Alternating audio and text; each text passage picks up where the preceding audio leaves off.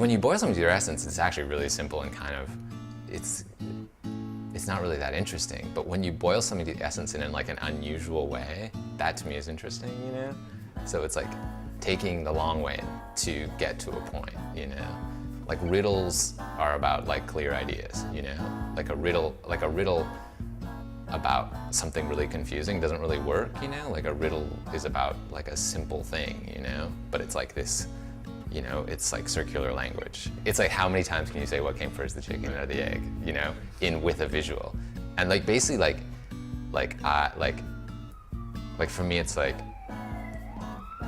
everything I do is about like people, how things operate, you know, in relationship to each other. So it's like eggs and chickens, and how many times can I say that, you know? He's at a potter's wheel and his head is becoming the pot, and it's like my mind or me becoming my art. I mean, there's definitely like this thread in my work, and it can't be summed up as easily as like kind of like simplifying things, you know? But there are things like definitely when I look back and I look what I'm doing now, and there are like definitely like central. The thing I noticed like that's crazy is like I can look back 10 years ago and it's the same ideas. Like the ideas are really the same. It's like all the same stuff. This same, which is like hard to describe, but it's like the same ideas.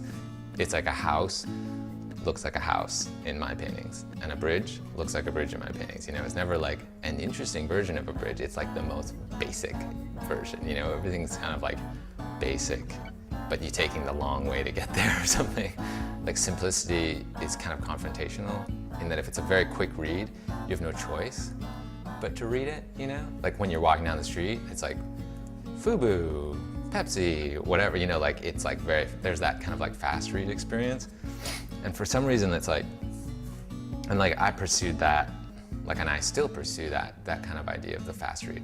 And then how complicated can the idea be behind the fast read?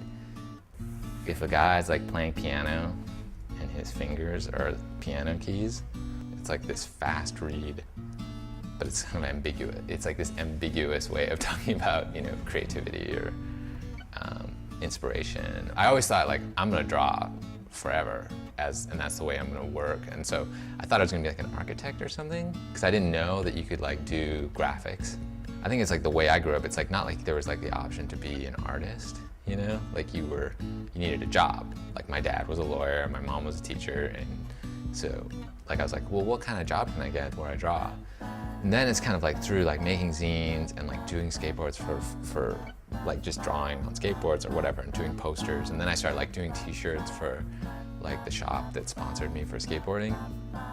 And it just kind of like, you slowly realize like, oh, I can just do this. Like I want to take graphics and do it in a gallery, like kind of as part of a show. And I want to do animation and film work. And that's just what I did. And I was just like, anything that came, I would like, somebody come for me to do a poster and I'd say like, well, what if I did an animation for you for this or that, you know? And I just like pushed this kind of work and just focused on that. Because I knew being a graphic designer in any sort of traditional way just was not, there was no way that it was gonna work out. So it was just kind of, and then that's just still what I do to this day.